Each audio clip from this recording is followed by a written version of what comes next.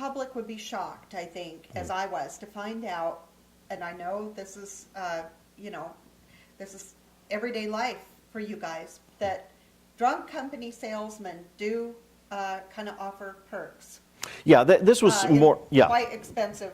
Well, this is true. This This is true. I mean, this is kind of dwindled out. It used to be the case about 4 or 5 years ago. The drug companies stopped them from doing that. They used to offer, trips, fishing trips, and I never took one, even though I like fishing. And they used to offer, a kind of really big perks, bonuses, and for prescribing their drug. You used to be able to get gifts and things of that sort. That's kind of gone by the board. Now the drug companies, can bring you lunch or drop off some pens. So it's not really that, but it's the government that makes the money. Remember, the FDA, $45 million application fee for a drug. Now, I got an idea. I said, well, there are hundreds of drugs that are really cheap to make. And I have an undergraduate degree in chemistry, man. I could go in my garage and make those drugs and sell them for pennies.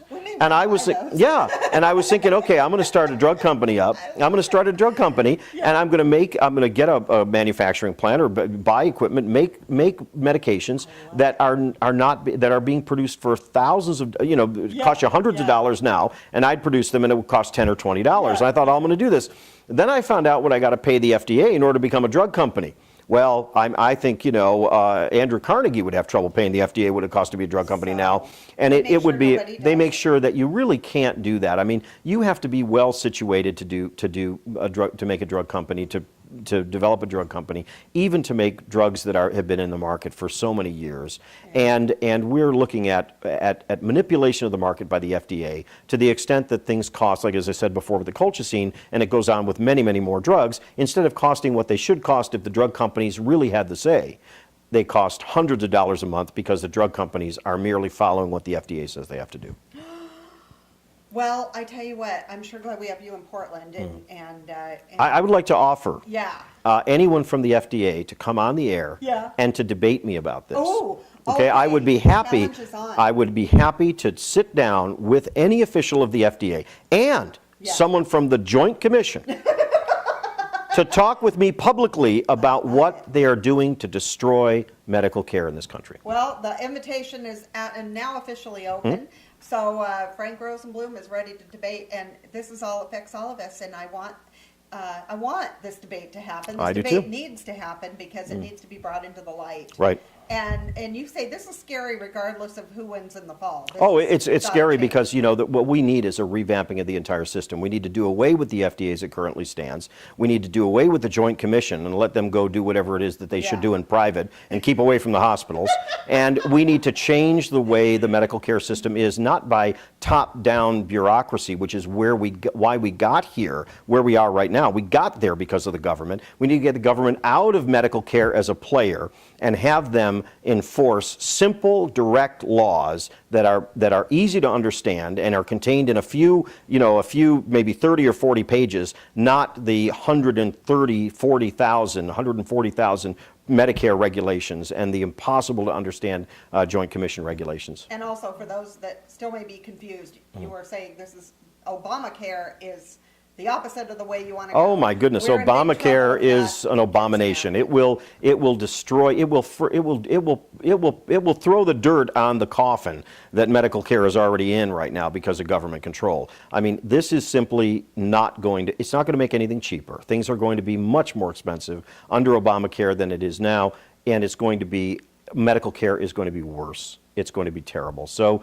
I'm predicting, major bad things happening from Obamacare. If this is allowed to continue, we need to fight it. And that doesn't mean that we should go back to the status quo. Remember, the reason we have expensive medical care now is because of government interference. Nobody knows. Government interference caused medical care to go up to the extent it is now. If we could get government out of medical care as a player and have government where it should be, making sure that everyone follows accepted regulations. That's understandable. We need government. I'm not an anarchist. We need government.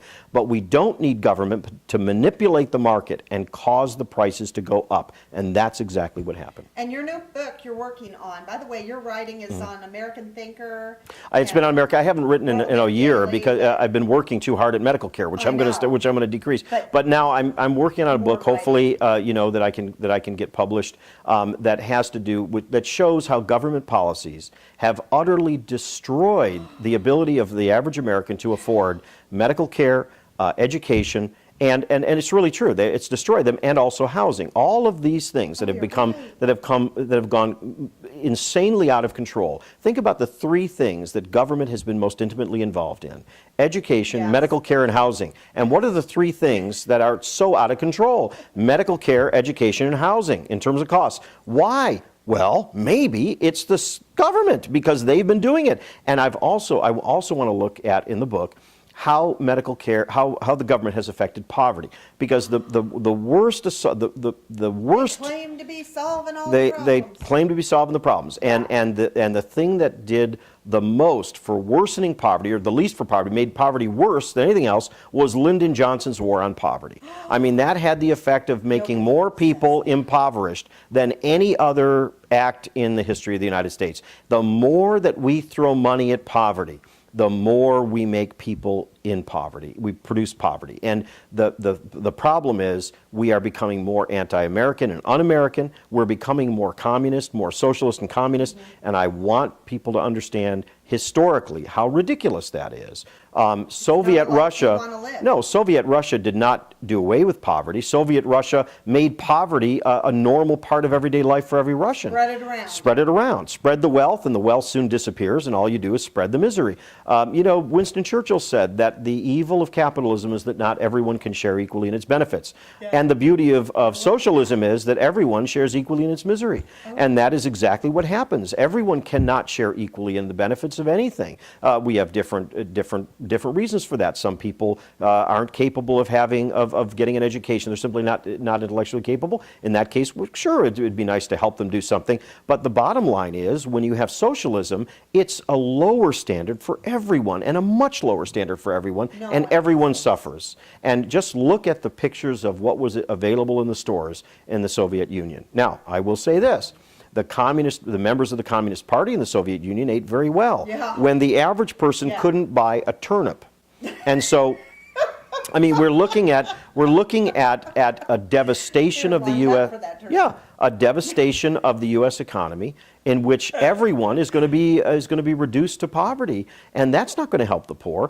Traditionally, or historically, what happens in these types of things is the people who suffer the most are the poor, and they usually die off. I mean, you had 30 to 40 million of them died during the Soviet Revolution, the Bolshevik Revolution, and probably 60 million died during the Communist Chinese Revolution. They weren't the wealthy people, and the communists, the people who are in the government, the political elite, have all the money they want.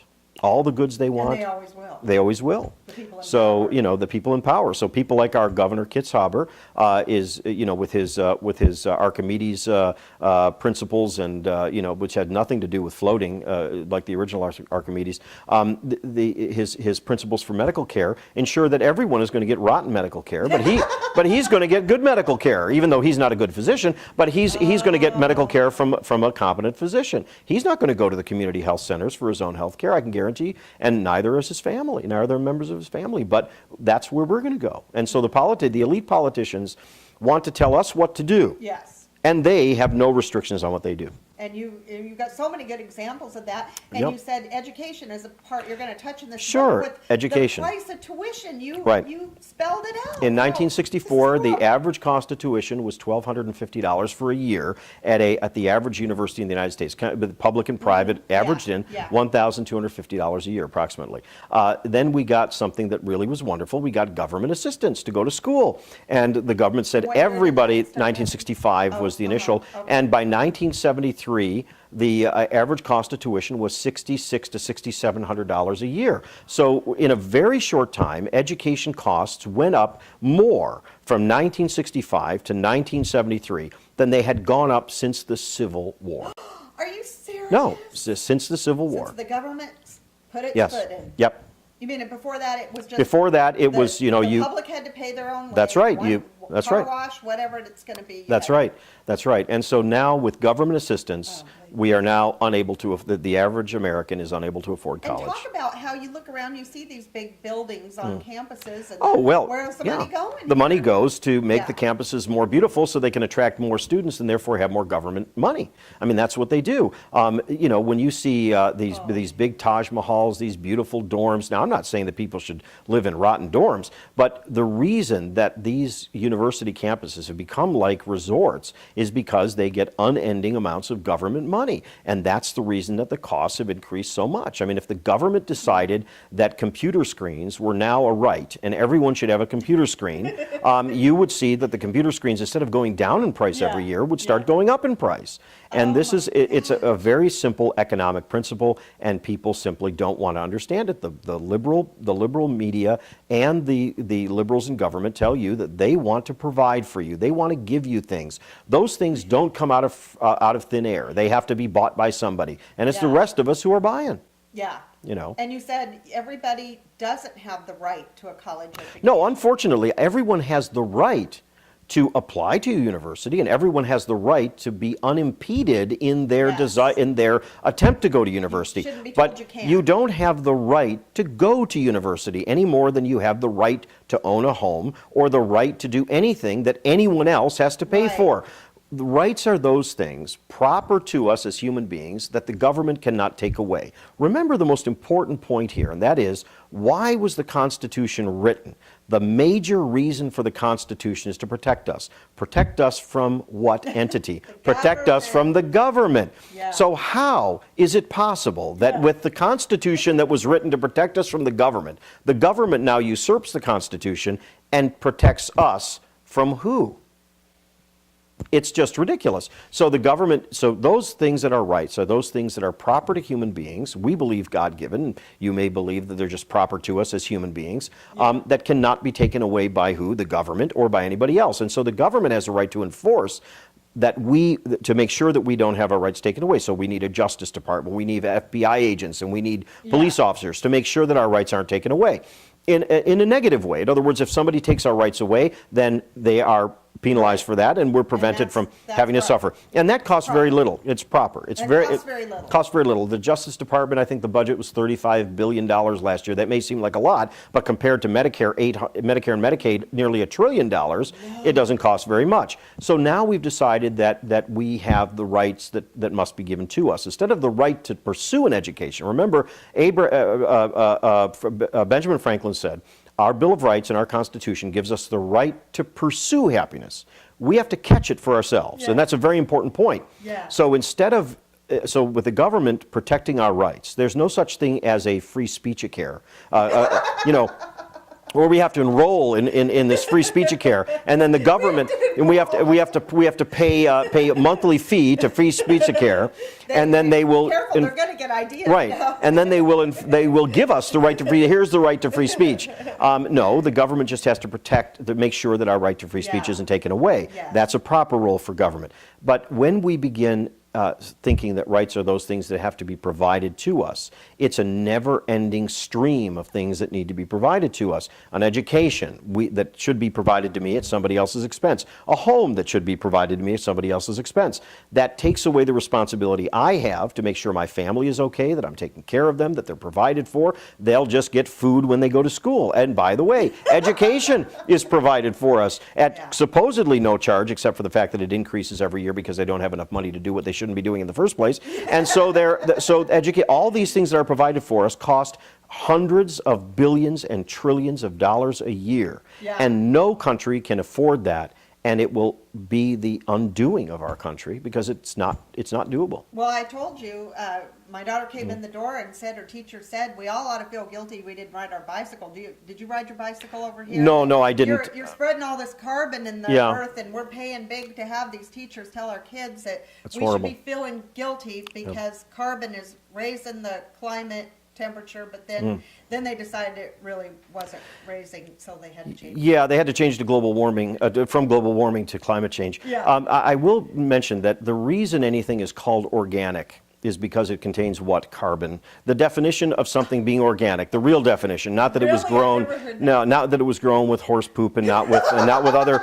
The reason, the definition of organic, if you look it up in the dictionary, organic means contains carbon. We all contain carbon. No. We must contain carbon, and the world has always had carbon in it. During the Carboniferous period, how many tens of millions of years ago, there was 12 to 13 times more carbon dioxide in the atmosphere than there is now. way. Carbon dioxide is not a climate forcer. It's in the atmosphere in too small amounts. The biggest greenhouse gas is water vapor. Wow. And so the government wants us to use things that produce water vapor. I shudder to think what's going to happen if we use cars that are powered on hydrogen with water vapor as the result. We're going to just end up in a global crisis, you know. I tell you, this is bad. It's amazing what the government will do to unsuspecting people in the name of taking care of them. Remember that Thomas Jefferson said, "I predict future happiness for the American people if they can prevent the government from stealing the fruits of their labor under the guise of taking care of them." He really said that. He said that.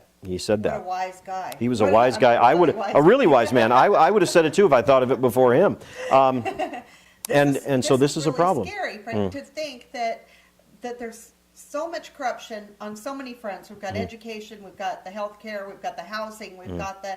Is there time to warn the people to stop what's coming down the pike? I mean, I think the only thing we can stop what's coming down the pike is if our government gets back to working according to the Constitution, to limiting itself to those things the Constitution expressly gives the powers of the power to do under the government, and we begin to understand that the best government is local and state, closer to the people, where those things can be sorted out according to the particular population's needs in that particular area. Nobody would argue with the fact that people who live in Seattle have different issues than people who live on the bayou. And so we need people close to those people governing, Very true. and it cannot be done. You can't run a 310 million person corporation from Washington, D.C. and expect things to work properly. It simply won't do it.